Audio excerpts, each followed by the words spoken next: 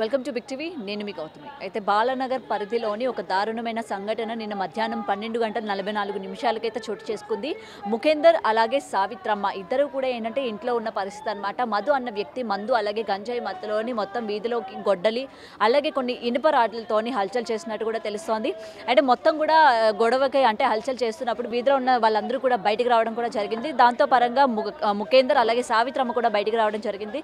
And Madhu వచ్చి ముఖేందర్ తలపైన గొడ్డలతోని గట్టిగా ఒక వేటు వేయడం కూడా జరిగింది. ఆయన ముఖేందర్ స్పాట్లోనే చనిపోవడం కూడా జరిగింది. అండ్ ముఖేందర్ని కాపాడిపోయి వచ్చిన సావిత్రమ్మ అంటే ముఖేందర్ తల్లి ఎవరైతే ఉన్నారో ఆవిడ పైన కూడా దాడి చేసినట్టు కూడా తెలుస్తోంది. అండ్ ఆవిడ ఇప్పుడు ప్రెసెంట్ హాస్పిటల్లోనే ఐసీయూలో నిమ్స్లో కూడా ఉన్నట్టున్నారు. ఆవిడ పరిస్థితి కూడా చాలా విషమంగా ఉన్నట్టు కూడా తెలుస్తోంది. అయితే మధు ఎందుకని దాడి చేశారు, దీని వెనుక గల కారణాలు ఏంటి అన్న విషయాలు ఇవాళ వాళ్ళ కుటుంబ సభ్యులు ఉన్నారు. అలాగే నిన్న లైవ్లో చూసిన కొంతమంది స్థానిక ప్రజలు కూడా ఉన్నారు. వాళ్ళ మాటల్లో తెలుసుకునే ప్రయత్నం అయితే చేద్దాం. ఏమవుతారు ముఖేందర్ గారికి? నేను నా వైఫ్ని. మీరు ముఖేందర్ వైఫ్. అసలు ఏం జరిగింది ఏంటి? అసలు బయట సౌండ్ వస్తుందని బయటకు ఉరికొచ్చిన. నేను లేపడానికి వెళ్తున్నా. నేను నాకు అర్థమవుతలేదేమి ఇట్లా లేపుతుంటే అంత దూరం నుంచి ఉరికొస్తున్నాడు. నన్ను చూసి ఇంత దూరం నుంచి ఇట్లా రాడ్ ఇట్లా ఏనికి వస్తున్నాడు. అమ్మ నన్ను కూడా చంపగల, నా పిల్లలు అన్యాయం అయిపోతే తండ్రి అవుతుండే ఎట్లా అని చెప్పి నేను కూడా లేకపోతే ఎట్లా పిల్లగాని పట్టుకొని ఎట్లా కురికినా గేట్ వేసేసిన. నేను చూస్తున్నా నీ తలకాయని ఇంకా 10 దెబ్బలు కొట్టిండు. నేను వచ్చి లేపినా కదా అయ్యా, మా అత్తమ్మని ముట్టుకుంటే మా అత్తమ్మని కూడా కొడుతుండేనేమో నేను చూస్తున్నా అని. అంత కక్షతో ఎందుకు పాడుకొని చంపేసాడు అమ్మా. చిత్రవద చేసి చంపాలి. అసలు ఇంతకు ముందు ఏమైనా గొడవలు చంపదు, చిత్రవద చేసి చంపాలి. నా భర్త కొట్టు బిట్టాలి. రక్తం ఇట్లా ముక్కులకి గాలి ఎట్లెట్లా వీరుస్తుంటే అట్లెట్లా ముక్కులో రక్తం ఎట్లెట్లా అవుతుంది. నా కళ్ళ ముందే ముఖం అంతా షేప్ అవుట్ అయ్యింది. ఇప్పుడు ఎట్లుండో ఏమో, ముఖం గుర్తు పట్టరమ్మా నా పిల్లలు. నేనేం చేయాలమ్మా? మొన్ననే కృష్ణనేశం నన్ను ఎంబడవాడు.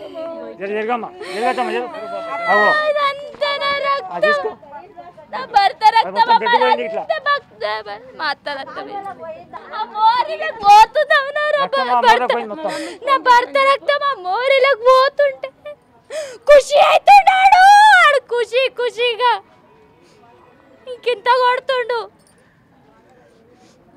మరి ఎవరు కూడా ఆపే ప్రయత్నం చేయలేదా అతన్ని పట్టుకోవడం కానీ? ఎవరు మేడం నాకు ఫోన్ చేసింది, మమ్మీ ముఖేందర్ అత్తమ్మ నాకు కొడుతున్నాడు అంటుండు కానీ వాని పేరు చెప్తలేదు మేడం.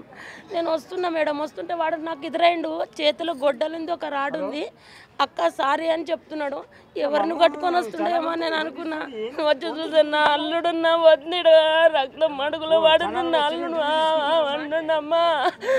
ఒక్క పురుగు వస్తలేదు. నేను కింద మీద పడుకుంటా. గొడవలు ఏమైనా ఉన్నాయా మీ భర్తకి కానీ లేకపోతే చంపిన వ్యక్తికి కానీ?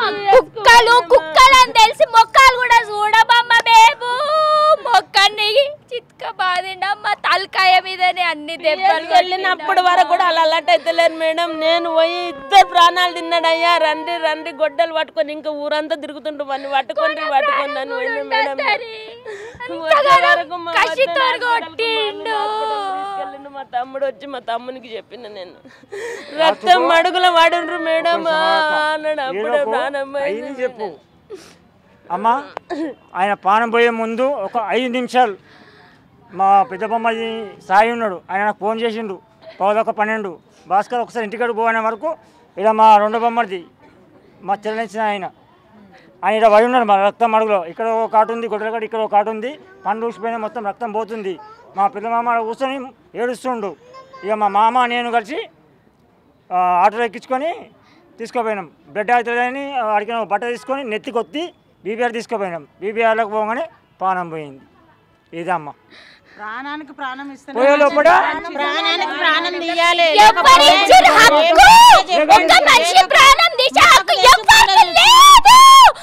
దేవుడికి కూడా లేదమ్మా. అతను తెచ్చి లేవట్టండి మాకు. రాత్రి పోలీసు సాయంత్రం కూడా మాట్లాడినా. ఆయన మీరు లోపల సేఫ్టీగా పెట్టి రాదు, బయటకన్నా వదలాలి లేదా చూడనే చేయాలి. అమ్మా నేను డైరెక్ట్ ఇస్తున్నాను. శవాన్ని ఇగో మాత్రం చూడమ్మా నిద్రపోలే మా డాడీ రక్తం హనుమంత్ రెడ్డి సార్తో డైరెక్ట్ లోపలికి పోయితే 100కి 108కి ఫోన్ చేస్తుంటే లోపల డాడీ చచ్చిపోయినా మమ్మీ అని అడుగుతున్నా చిన్న పిల్లగాడు రక్తం రక్తం అయింది కదా డాడీ ఆడు కొడుతుండు కదా మమ్మీ చచ్చిపోయినా అని అడుగుతున్నా ఆయనని లోపల పెట్టి సెట్ చేసుడు కాదు ఇంత చేసినందుకు ఆయన బయటకు వదలాలి లేదా షూట్ చేసేయాలి. ఇక్కడ పెడితేనే మేము శవాన్ని తీస్తాం, లేకపోతే తీయం. మేము ఎన్ని రోజులైనా సరే ఇక్కడే పెట్టుకొని ఉంటాం. మేము శవాన్ని పెట్టుకొని ఇక్కడనే ఉంటాం. వాళ్ళ మమ్మీ ఏమన్నది, వాళ్ళ మమ్మీని కూడా కొట్టిండు, వాళ్ళ మమ్మీ కూడా సాగు బతుకున్నది.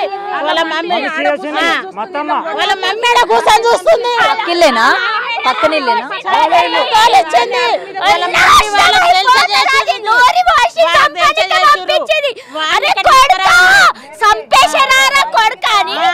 నూరి భాష పంపించింది అది సంపేమని పంపించింది. రోజు మన్ను దుమ్ము వస్తుంది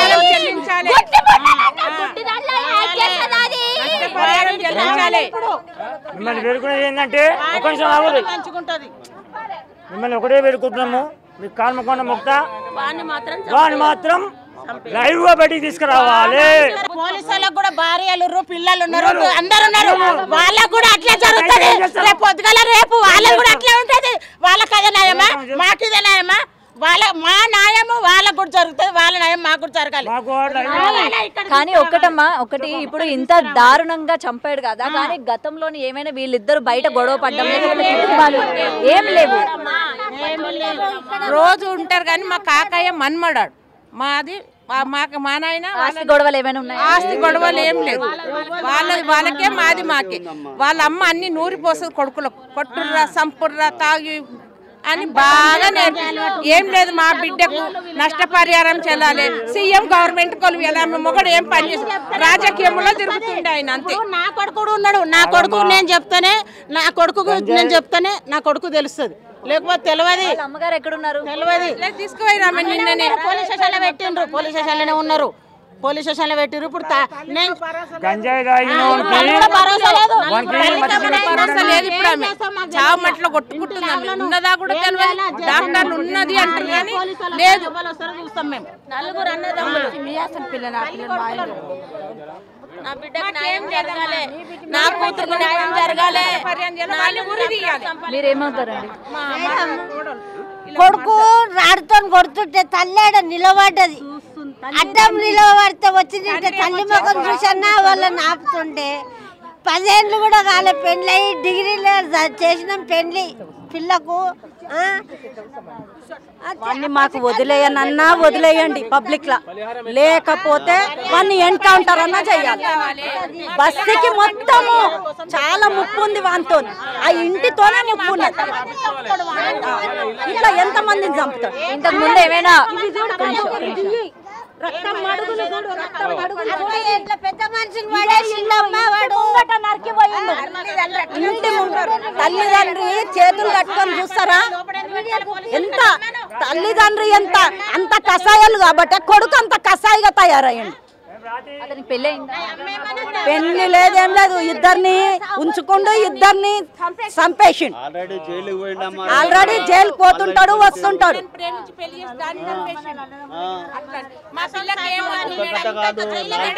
ఆయన మీద 4 కథలైనాయంట. ఆయన మీద ఆయన కథ కాదమ్మా. 4 సార్లు అయిందంట, 4 సార్లు పోయిందంట, 4 సార్లు వచ్చిందంట. ఎందుకు గిడిచిపెట్టారు అట్లా గవర్నమెంట్? అట్లా ఉంటాను ఓన్ పానాలు తీయని కానీ ఇడిసే పెడతారు. చూడు చిన్న పిల్లలమ్మా, ఎవరు చూడాలి వీళ్ళను? ఎవరు చూడాలి పిల్లలను? ఎవరు చూడాలి చెప్పు. వచ్చేసరికి ఇక్కడ పడున్నారండి. ఏదో కొట్టుకుంటున్నారంటే కట్టెలతోనో జుట్లు పట్టుకోనో కొట్టుకుంటున్నారంటే ఆ రక్తంలనా ఇంత ఘోరమా? మనుషులేనా? అసలు అన్నమే తింటున్నారా కడుపుకి? వాళ్ళు చావు చావు అని అంత గట్టిగా కొట్టుతారా అండి? నెత్తికే కొట్టాలని దిగింది లోపలికి. ఎంత కసి ఉంటే అంత కొట్టాలి. ఎందుకు అక్కడే ఉండి చూస్తున్నారండి అలా కొడుకుని? ఆపట్లేరు. ఇంత అన్యాయమా? ఏం మాట్లాడతారు? నువ్వు డాడీని చూసావా? నీ డాడీని చూసావా? ఓళ్ళు కొట్టిరు చూసావు? ఓళ్ళు కొట్టిరు ఎవరు కొట్టారు? ఇగో కింద కొట్టిరంట. ఎవరు కొట్టారు? కింద కొట్టిరా? ఎవరు కొట్టిరు? కొట్టాడా?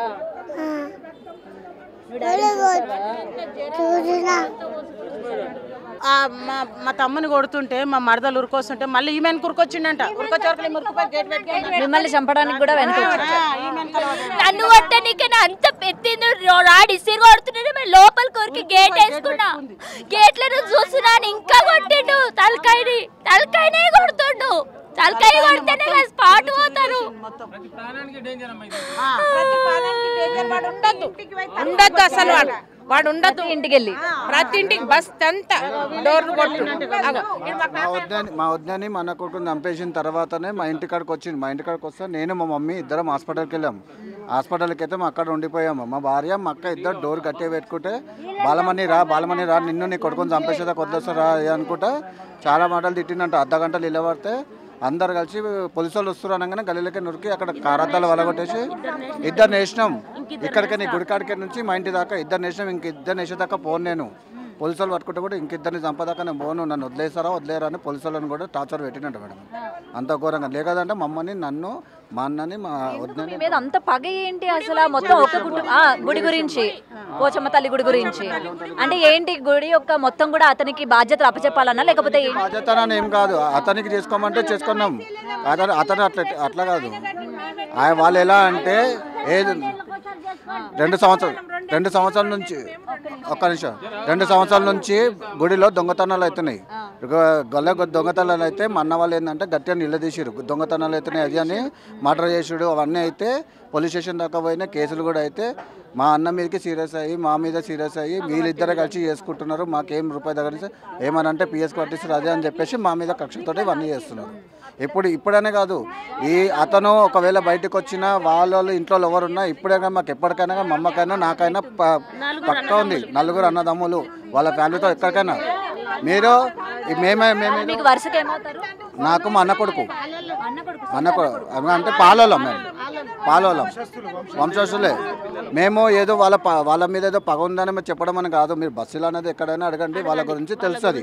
ఇక్కడ నుంచి మీకు రాజకీయాల వరకు అడగండి, ఎవరైనా చెప్తారు. వాళ్ళ మీద ఏం పగనేనని కాదు.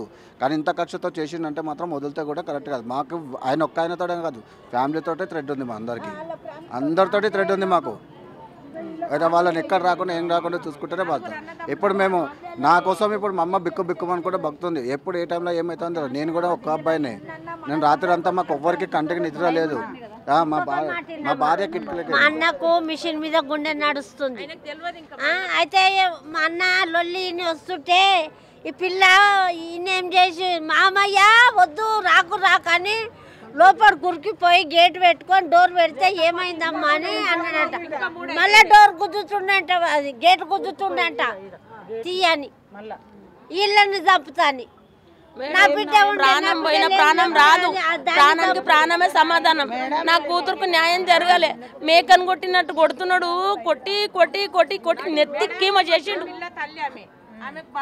నాకు ఒక్క బిడ్డ ఇంటర్లో పెళ్లి చేసినాం.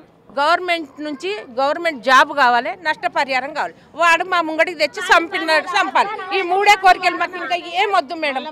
తమ్ముడు కూడా ఇప్పుడు కాంగ్రెస్ లో తిరిగిండు. అక్కడ చూడండి పోస్టర్ పెట్టుకుని చూడండి పైన కాంగ్రెస్ లో తిరిగిండు. రేవంత్ రెడ్డి అంట ఢిల్లీకి పోయేసి వచ్చిండు. రేవంత్ రెడ్డి అంట మొన్న తీసుకెళ్ళిండు. ఆయన ఎంట తిరిగిండు. ఆయన ఎంట పదవి వస్తుంది. ఆయన తిరగంగా ఆయనకు వస్తుంది. ఆమెకే మీకెంత బాధ అనిపిస్తే చూసిన పిల్ల రాత్రి అంతా నిద్ర పోతే అంత పిల్లగాడు ఈమె జ్వరం తోటి పంట లేదు. ఏమైంది బిడ్డ అంటే ఏం లేదు పిన్ని పెద్దమ్మ. మేడం అమ్మ మీరేమన్నా అనుకోవాలి. ఈ 2 మాకు 3 వాడిని చంపాలి. ఈ పిల్ల గవర్నమెంట్ జాబ్ ఇవ్వాలి, నష్టపరిహారం చెల్లించు.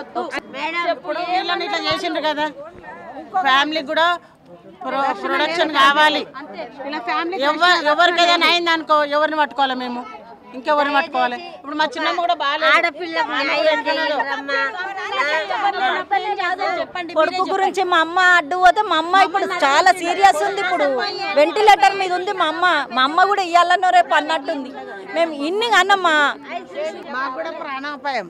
నా కొడుకుకైనా నా కోడలకైనా నాకైనా ప్రాణాపాయం నా పిల్లలకైనా మాకు ప్రొడక్షన్ కావాలి బస్తీకి మొత్తం వాళ్ళ దగ్గర పోయేటం కాదు వాళ్ళంతా దుష్మన్లు వాళ్ళు చాలా కాటుకులు చాలా కంతిరోళ్ళు వాళ్ళ దగ్గర ఎప్పటి చాకులు గొడ్డాన్లు అవి ఇవి ఉంటాయి తల్లి మంచిది కాదు తండ్రి మంచోడు కాదు అలా కొడుకులు మంచోళ్ళు కాదు అలా పెద్ద కొడుకు కాడికని చిన్న కొడుకు కాడికని నడుపు కొడుకు కాడికని వాళ్ళు ఇంత దొంగలు మంచోళ్ళు కారు మమ్మల్ని ఇట్లా చేయడం వాళ్ళకు న్యాయమా మీకు న్యాయమా చెప్పండి మేడం మాకు న్యాయం కావాలి మాకు నష్టపరిహారం కావాలి వాళ్ళకు నష్టపరిహారం చేయండి ఏం చేస్తారో చేయండి మాకు కావాలి మాకు ప్రొటెక్షన్ కావాలి